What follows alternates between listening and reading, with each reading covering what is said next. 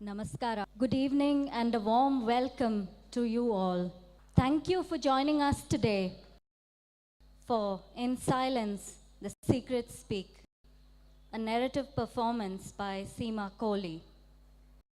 It is thanks to the National Gallery of Modern Art, Ministry of Culture, Government of India, that this presentation is possible. I would like to invite Mr. Darshan Kumar, Deputy Curator, to speak a few words. Firstly, I would like to welcome you all once again. It's a great pleasure to have you all, a beautiful crowd, wonderful evening. And it's a great pleasure to have Seema performing here at Ngma Bangalore on the mirror pool for the third time here. I welcome her and her team. At this moment, I would like to quote, "They told me go out and meet new and different people called strangers. But I asked, where do I meet them? They shrugged, so I gave them a mirror."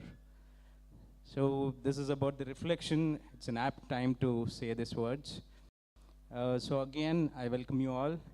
And at this moment, I would like to take this opportunity to thank Gallery Veda for supporting this. I would also like to thank our dear colleagues for putting all the efforts in setting up this performance, what we are looking forward for. Thank you once again, and welcome you all.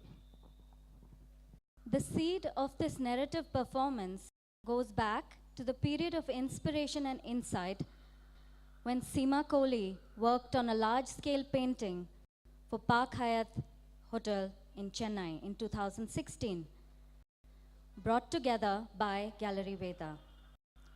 The imagery in the painting organically transcended into verbal form through narration and poetry. At the core of the performance is the symbolism of constant creation and evolution, represented by the act of weaving cloth, the warp and weft becoming the fiber of life. The working of the loom, a rhythm of the universe, showcased here in this woven art piece, made to the design at Mills of Sitapur, Uttar Pradesh, by Mohammad Salim, facilitated by the Raj Art Initiative. This is a piece in which hope synchronizes the material clocks back to its humanistic origins, where the product, processes, and people all emerge as players in the design matrix of endless possibility. The theme of the piece brings together influences of ancient and modern Indian tradition and the artist's own spiritual quest in the expressions of her art. This performance has been supported by Gallery Veda. I would like to now call upon Ms. Preeti Garg to speak a few words. Good evening, everyone. It's actually a pleasure showcasing this in Bangalore, and that too the most prestigious NGMA. Thank you all for coming and making it as successful as it seems to be. This concept actually started in Chennai when we were commissioning a work for the Hotel Park Hyatt Chennai, and it developed into such a beautiful performance that it was so close to my heart that I felt that it should be taken to different places. And I'm very happy that now it is in Bangalore, but hopefully it will be traveling the world. I hope you enjoy the show. Thank you. Accompanying her in this performance by the Mirror Pool is Lokesh Bharadwaj, acclaimed Bharatnatyam dancer and recipient of the prestigious Charles Wallace Scholarship. In Silence, the Secret Speaks is the poetic narration of eternal existence, expressed in three superfluous motifs of the poet, who is the narrator, who is Seema, the artist, and hence the creator, who lays down the bricks to the mystical ways of the real and surreal. The weaver who spins the eternal loom of life, the cloth which we embody as first robe until the shroud. And the dancer, the spirit that moves within us, balancing on the beam of creation vis-a-vis destruction. The universe created by Seema in the confluence of these three forms in synergy with each other through thought, expression, and universal tangled engagement is an exhilarating experience to witness. The golden womb with its umbilical cord, the lotus stems, its creation in muddied waters, resulting in a flowering of the world and a state of enlightenment, where unearthly beings are manifested and experience the joy of creation, of emergence from the depths of the Hiranyagarbha, Koham, or the golden womb. Seema invites you into her garden of earthly delights. The artist's series of narrations touch upon striking symbolism as the many manifestations of her universe emerge from the depths of this fertile mythical womb, and she embarks on her journey that recognizes the cosmic essence within the worldly.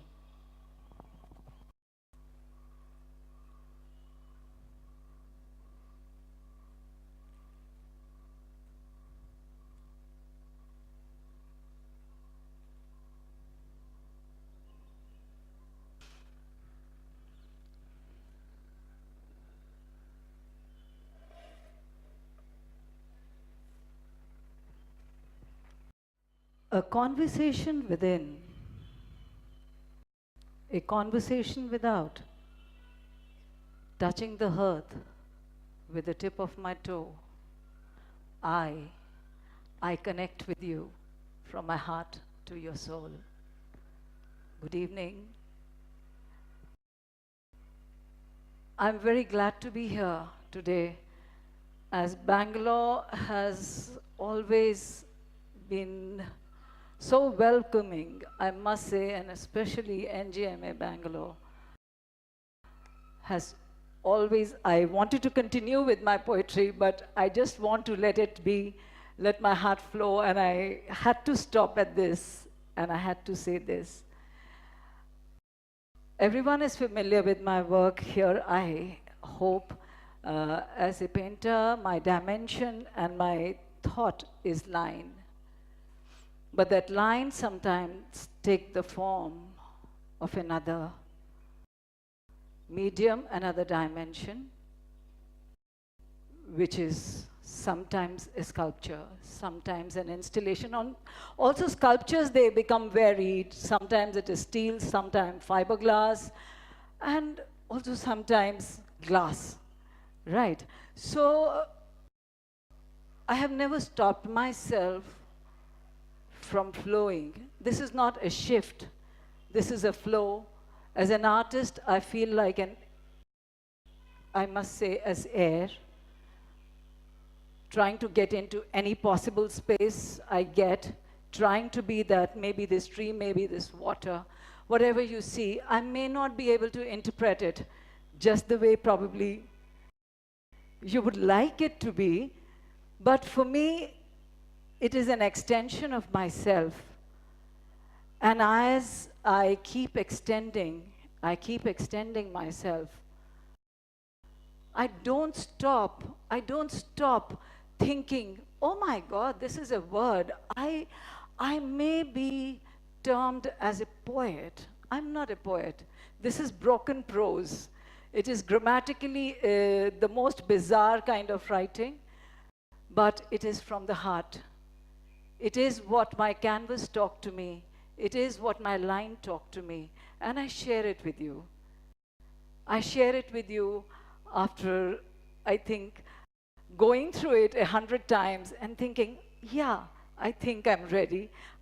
My words told me they were ready, and that's why they wanted to come up to you. So I don't want to stop here. I would like to start again. Thank you for being and listening to me. With the reds of the mornings, blacks of the nights, yearnings of the past and the freshness of present, all caught up in an amalgamation of 5 elements, under the spell of Maya, engulfing, floundering, celebrating it, enchanting me, seducing me into her world of magic, a world of dreams, and like an enchantress, holding my hand, walking me through this inexplicable experience, influencing me to open my thoughts to greater heights, stringing me into watching the flight of limitless dreams, into the discipline of happening, making my path my destination. Do I want to walk safely on a zebra crossing? Isn't fear only a line in my head? I'll cross it there. The world which we inhabit, we dwell upon, is not a dream but a reality, a universe that was neither male nor female. But as it took a form, it led to the birth of Maya or illusion, that which we believe, that which we make tangible, but that which is not. Prakriti then, nature, nurturing, hence feminine, creation, procreation, a feminine percept, a constant state of evolution, of birth and rebirth, of creation and destruction and creation again. I celebrate that aspect of creation, of nurturing, of faith, of belief. The golden womb with its umbilical cord, the lotus stems, its creation in muddied waters resulting in the flowering of the world, and a state of enlightenment. A chain that carries on regardless of worlds that come and go. But my universe is complete only when all energies balance, yin and yang, positive and negative, man and woman, the Ardhanareshwar, not some hybrid creature, but man and woman united as symbols that complete that circle and that cycle of life. Conditioned, of course, by roles, not one without the other. A complete circle of harmony, aligned with nature. Nature itself, nature, nurturer. I put the woman at the center of the universe, I put the man at the center of the universe. It was this completion of the cosmos that fascinated me. Why? Why should one be without the other? This is a question which has almost always fascinated me. Why is this struggle of gender? I have not understood. I haven't understood the struggle of gender because each one has their own existence, their own space. And I change with time. With each course, I look different. I'm not this, neither that, neither good nor evil, neither fear or fearless. Each of you, I aspire to be in that too, the one which you may detest. I'm neither an angel nor a devil, God or a goddess. I pervade everything, reside everywhere as consciousness. Consciousness delves in everything, everywhere. Everything is throbbing with life, rhythm, dance, movement. energy creating love, life, death, recursing in a cycle again. I am everywhere, in everything, and also anything. It is. It is a borrowed breath of this earth, water, and air, of he, she, and me. There is only one truth, that is breath. There is only one faith, that is love. There is only one belief, I'm you, and you are me. You all are me. I cannot deny it. You cannot deny it. We belong to the part, to one same consciousness. We share the same womb. We belong to the same space. It is this crossover.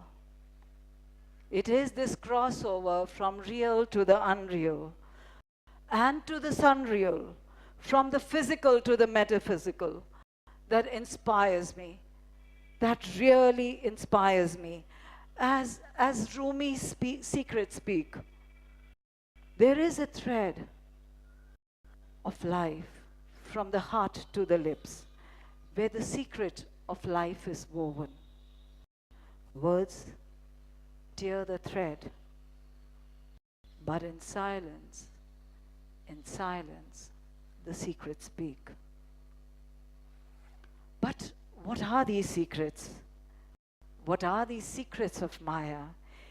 He opened his eyes, she smiled and said, everything is me and mine. He closed his eyes and united. Everything merged within. She expanded and contracted at her own accord.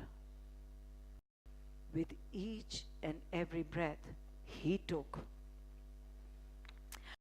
birthing the skies with earth and waters, opening up the womb with many universes, creating craters in infinity, roaring and thundering laughter with the slashing of oceans, overlapping seas, extensive movement in untiring volcanoes, flowing listlessly but with a purpose.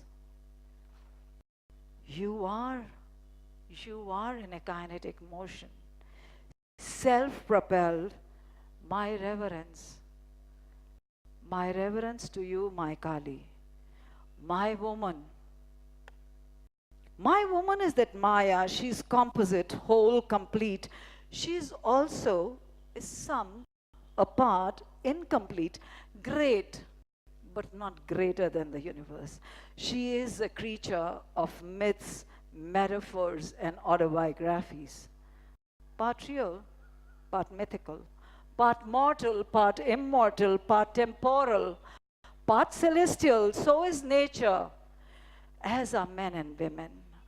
I this world. I pay it a homage, I paint its story. I am a tree.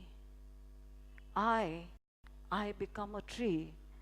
I hold the universe in the spread of my arms, to the rhythm and the dance of the flapping wings, to the swing and the sway of the viridian leaves, in the unleashed laughter of the roaring thunder, in the quietness of the soft drizzle. I sense you. I sense you taking me closer to you. Words and thoughts can be encapsulated in books, but the realm of desires and dreams is beyond the realm of intellect, beyond explanations, into the realm of experience. Experience, I think, is one of the most debated words. Whether we should take an experience from an experience of another person, or we should have an experience which is our own, physical, spiritual, metaphysical, any kind. I believe experience is what you experience yourself. Rest all is a theft. Experience and celebrate for all those women who have a voice and who do not have one, for they understood the silence. Celebrate for all those women who walk the untrodden path, true or false, moral or immoral, good or bad, for what is for one is not for another. Celebrate for those women exploring, unearthing in the rhythm to the smile and the laughter of their souls. Celebrate to being a woman, not only in body, but in soul. It is only when we understand Maya and her Khel that we aspire for the union of the inner force with that of the outer, which we call the universal truth or Parabrahma. Whenever I look around at the plants in the pots of my balcony, the trees in the gardens, or the forests and the birds in the sky, they're still chirping around here. The bees and the birds in the sky soaring high. The table I work on, the paints in the jars with which I paint, the sink in which I wash my dishes, the clothes that I wear, it may be my body, even the food that I eat, the apple that I bite, and of course, my dear pet Fido.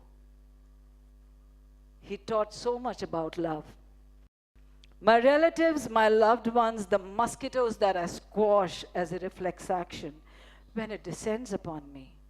Each one has its own journey, defined by its own actions, thus marking its own unique cycle of rejuvenation. For I firmly believe there is no such thing as death, only a cycle of creation and destruction, birth and rebirth, dominated by, as I believe, energies, the three basic energies which may be called Triguna, the three streams, Sattva, Rajas and Tamas. An invocation of these energies that are responsible for the creation, destruction and creation, yet again spiraling around me, encapsulating me, mysticizing me, mystifying you. Am I a myth or a reality? Today's reality is tomorrow's myth.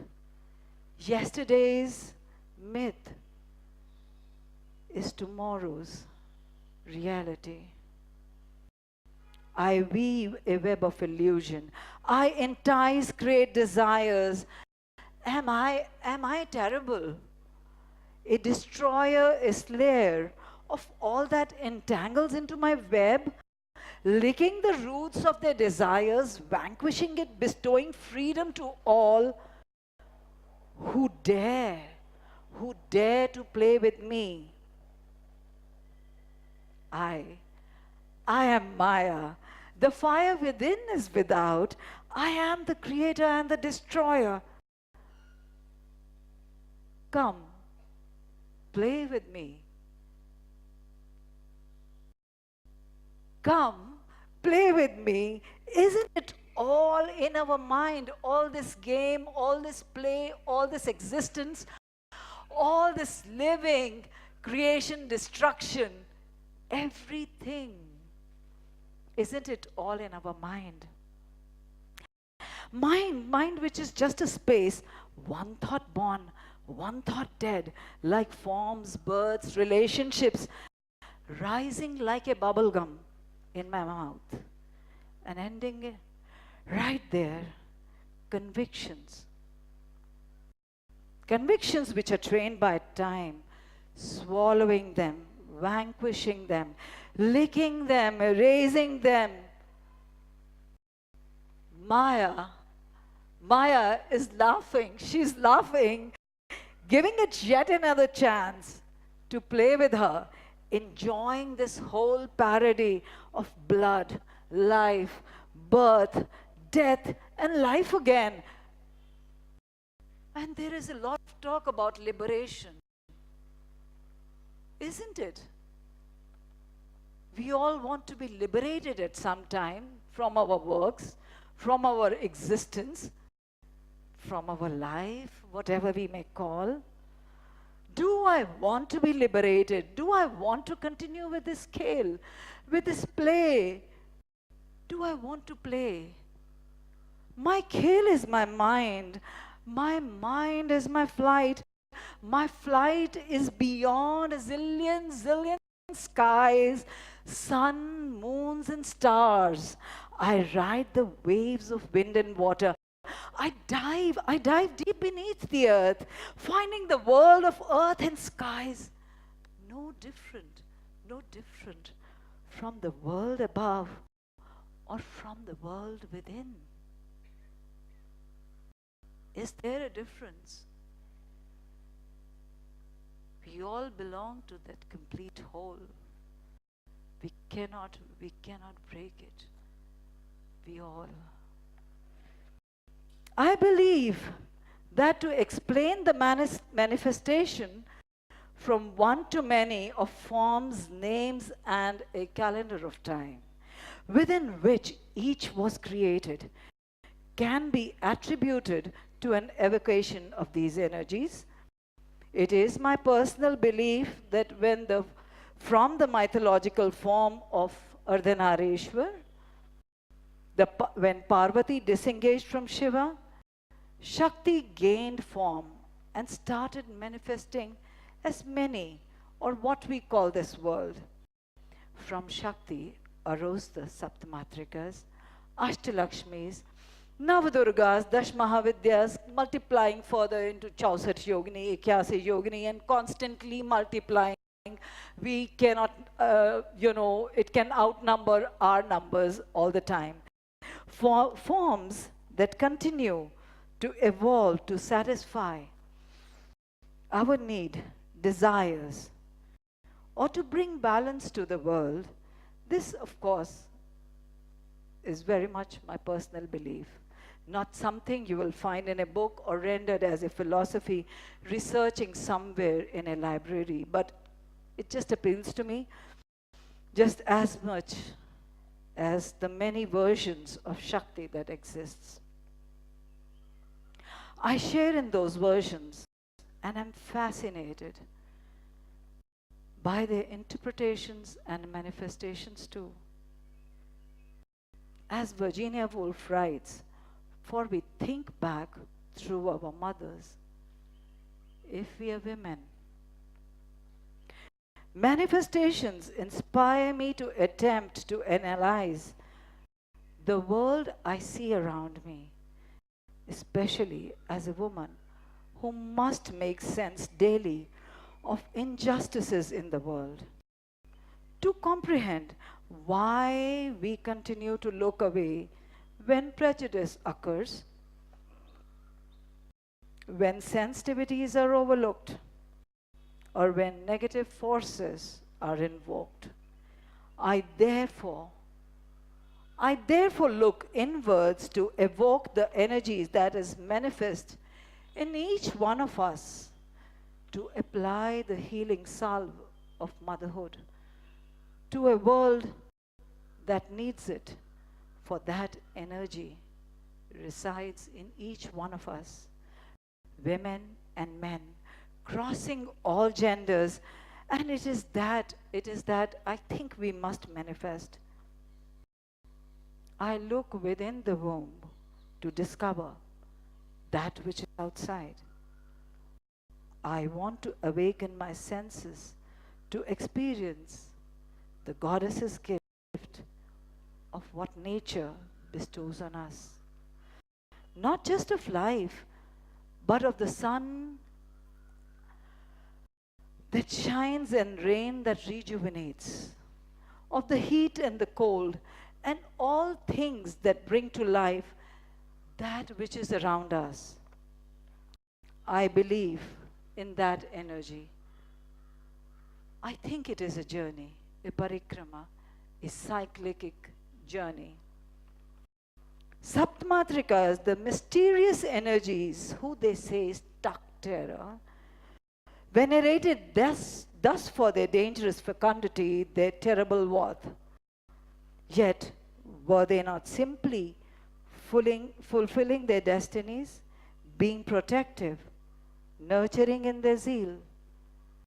They came to be represented for their darker powers, venerated in temples as goddesses to be appeased, associated with gods either as their spouses or as their forms of energies.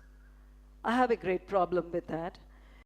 Female principles that have been ritualized, iconized, cherished, feared and filtered, and so I undertake a journey. A parikrama, is it of self-realization? I empty myself to Maya, Maya captivating me, surprising me by my own responses to her different forms, manifestations, and incarnations. The more I understand her, the more I want to realize her. Maya, the illusion and the creator of illusion. I look within the womb to discover that which is outside. I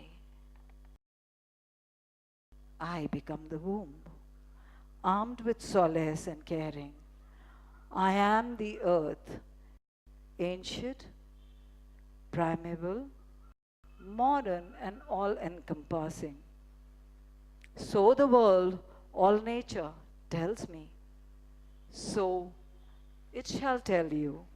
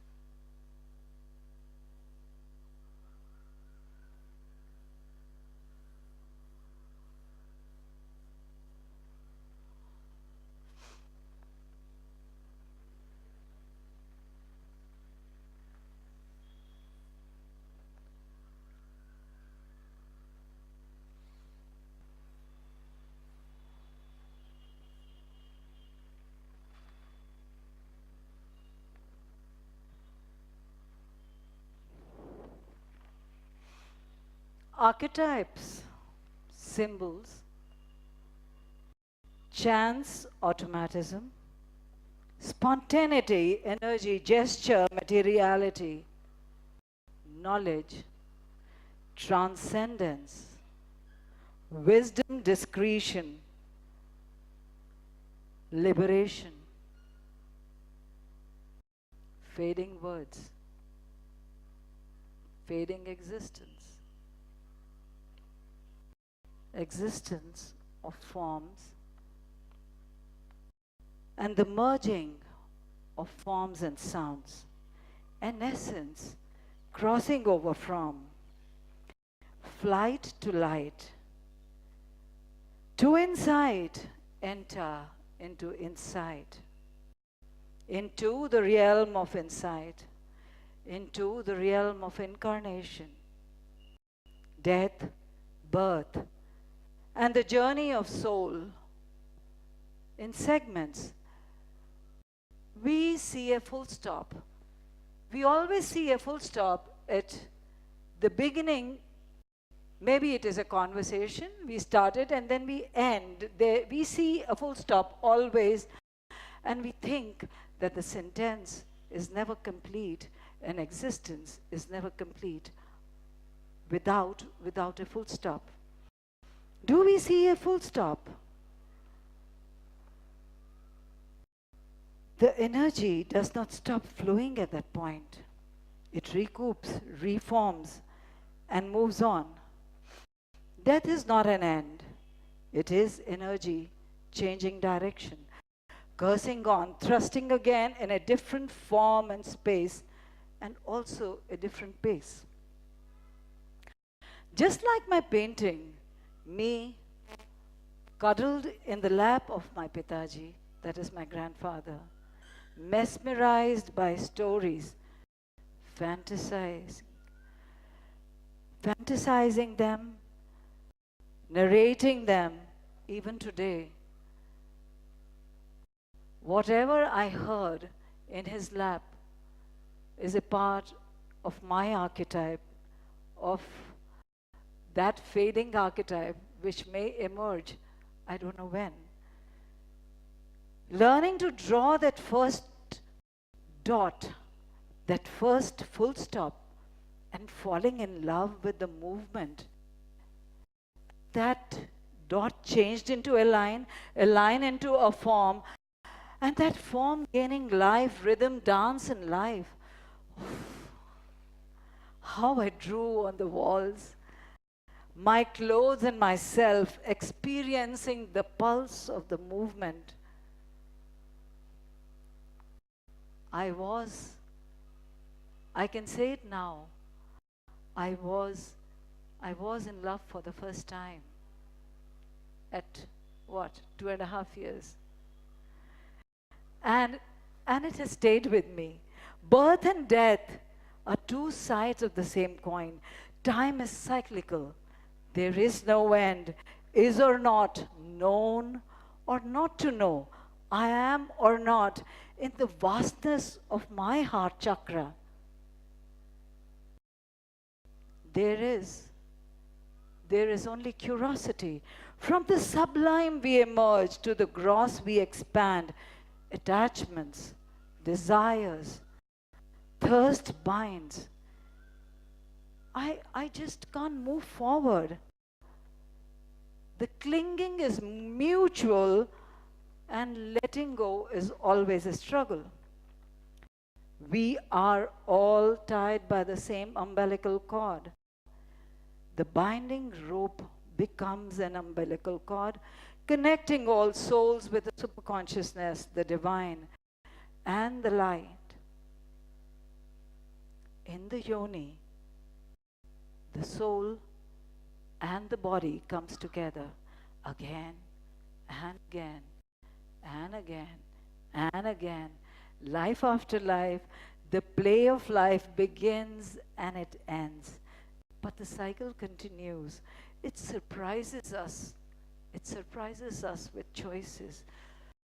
Two journeys always, always, our feet carve a path of their own.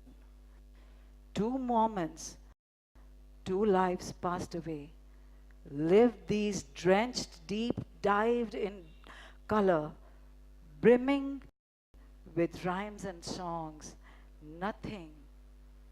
Nothing came out of the churning of oceans. In the desperate thirst, I saw the alchemy of nectar turning into poison. I saw myself changing. In the desire to be perfect, saw myself falling from the heights, collapsing into a square, bland whirlpool. Who says there is liberation here? Who says it is important to live? Who says it is important to live? Rise after falling. Who says it is important to see yourself and others in you after falling? Only rising is important. After liberation, it is important to live. After watching yourself, just seeing yourself is important. The truth of white resides in black. Earth to earth, ashes to ashes, dust to dust. The body returns to dust in the grave. But isn't grave also a womb?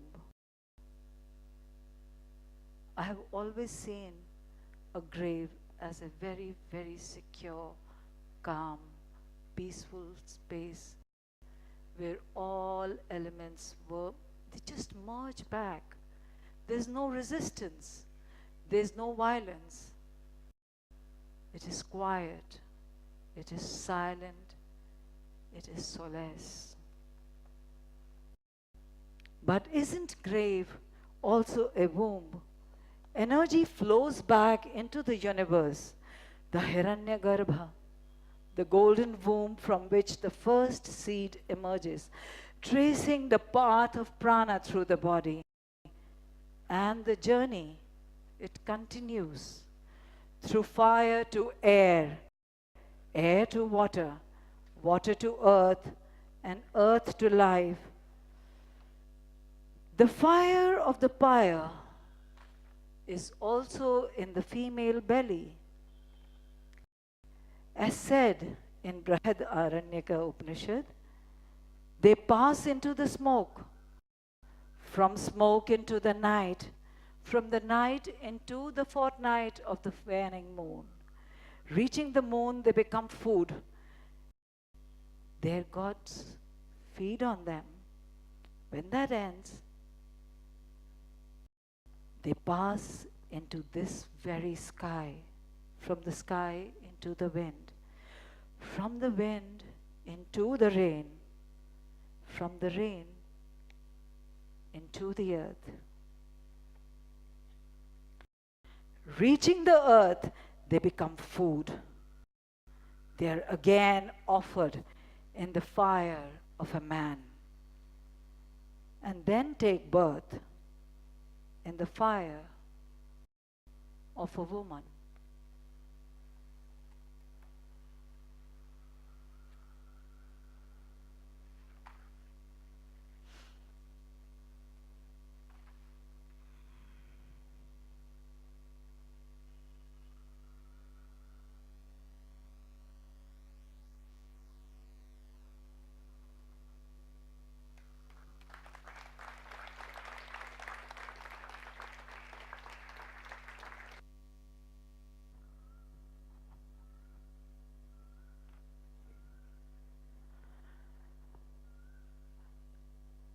If there are any questions, I'm ready, I'm here, you could ask me. I'm not a poetess, I am an artist, I don't follow a gharana, I don't belong to a school of thought. I walk my own path and I waver and I go wherever I want to, expressing in the medium that I want to. And I must say, I'm grateful that somewhere down the line, when you talk When you talk of the womb, of sharing of womb, and of a space to which we all belong collectively, there are no barriers. I talk about love. There is a lot of violence just now around us. And there are boundaries. Everywhere there are boundaries. As an artist,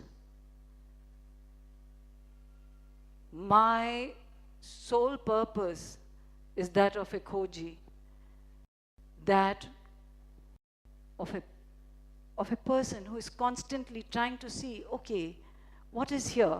What is here? Can I see this? Can I see this? This is me. Okay, this is me. This is also me. Everywhere, everywhere, when you find yourself throbbing, my heart is beating in yours. I see that in lotus ponds every time it takes me to another realm.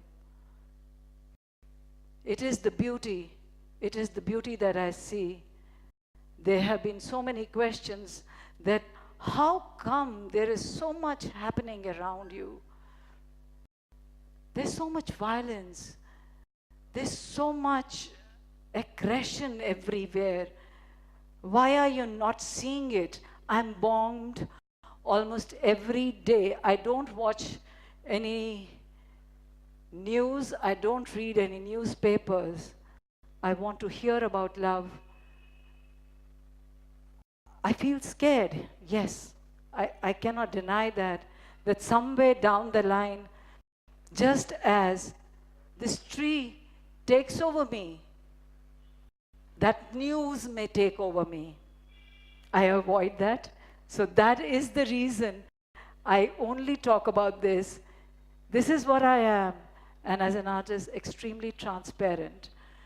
So here, if there are any questions, I would like to just be there to answer.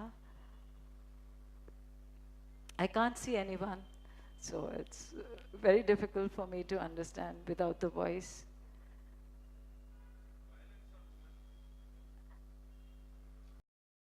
Of course there is. I cannot deny that. I cannot deny that at all. And the fact that there is violence on women, there is violence, I see it as we first raped the earth.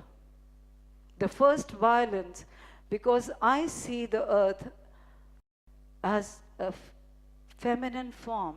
I do not talk much about the female. I talk about the feminine. It is a much greater gender. When we talk about the feminine, it is also about all the males who are garbed as a female or as a male. It is much more than this gender. First, we learned how to rape the earth. We forgot. I'm not a messenger, I'm not a orator, but that's what I see it. When we mine the earth, when we take out whatever is there from the skies, or the rivers, or the animals, or the trees around us, we learn how to cross our limitations, our freedom as a human. We broke the cycle. We first broke the cycle being a human being, and we forgot where to stop. We kept on and on. We reached our homes. We rape our sisters. We rape our daughters. I don't know where it is going to stop.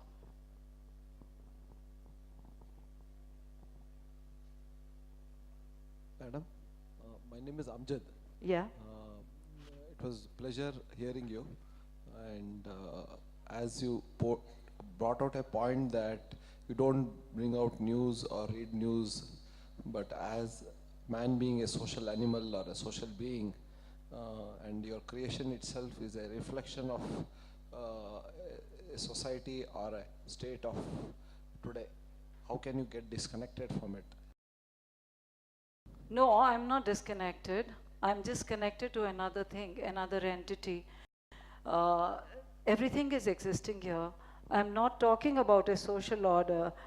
The life is not existing in one dimension, according to me. Everyone is free to think at least that much, till yet. You know, if you choose to have another dimension, a dimension which is of an existence. Violence was there always. I don't see that there was a time without violence. But of course, there was this, the food chain, the cycle, which was there, which kept us all intact. We knew we could be also a part of that food chain. And I think the day we broke that, we broke all the norms of civilized existence. So it's not that I say that I cannot, I'm living in the social order. I'm not, out of this, I'm not living out of the social order. But it is that what you choose, it is a matter of choice. And I choose to see the beauty. Somebody has to be there to talk about that, I guess, till yet. There are a few people left to talk about that, and I choose to be one of those. Okay, thanks. Thank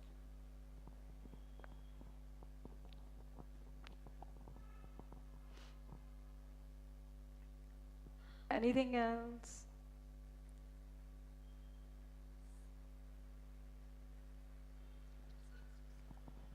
Ma'am, good evening. Good evening. Thank you for coming all the way and presenting to us. It's a pleasure and a big fortune to see you and hear you and the other gentlemen who danced also. Thank you. Thank you so much. Yeah. Thank you Point so is, much. one second. The balance part of the energies, the energy Oh. balance we are talking about. You talked about the balance of energy is the core of everything that is existential and sums up to that. You're saying the energy balance is the sum and core of everything. In your poetry, we were able to see only the feminine part of it. Because I am talking about the celebration of life, that is totally a priority of the feminine form. Because she has the womb, she has the power to procreate.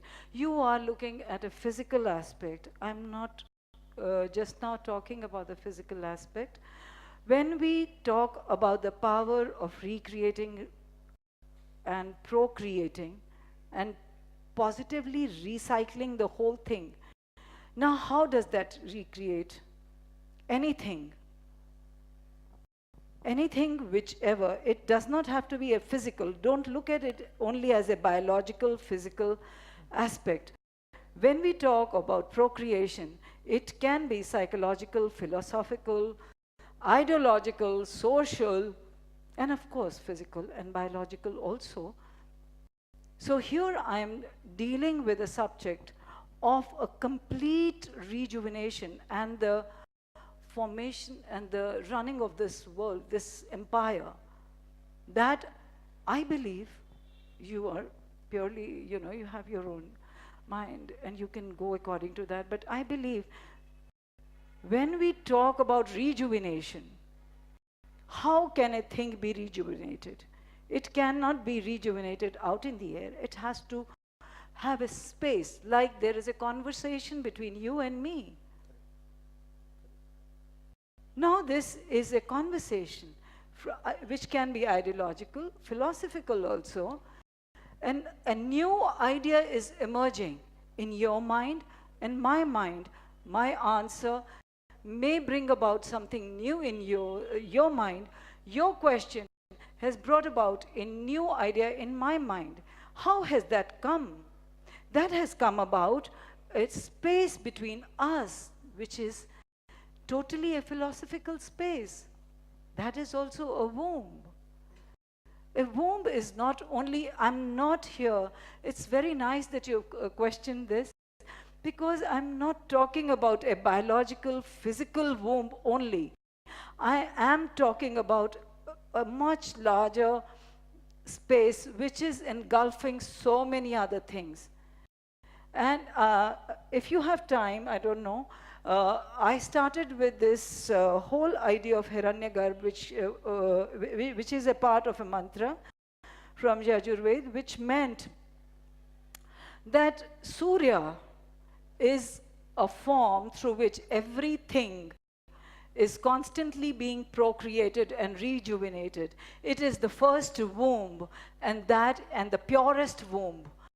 That's why it is called golden, purest and the gold. There is an analogy between them. So I had always thought of Surya as a male form. For me, Surya was a male form. It never was anything to do with the feminine. And when I started to read this mantra again and again, and I came to know they're talking about a womb. And how come a man and a womb? There is some problem I'm not understanding. And in the end, the explanation said that there are two energies, again, and Surya also, which is the yin and the yang. The pure consciousness at every point is pure consciousness. The moment it realizes to recreate, to rejoice, the celebration of life, it becomes a womb. And that celebration we cannot take away from the feminine form. And that's the form I talk about. And I see that everywhere in the street, water, everywhere, even in you. I'm sorry, I see only the feminine. We celebrate the feminine, that's why we are here. Thank you, ma'am. Thank you. Thank you so much. Thank you so much.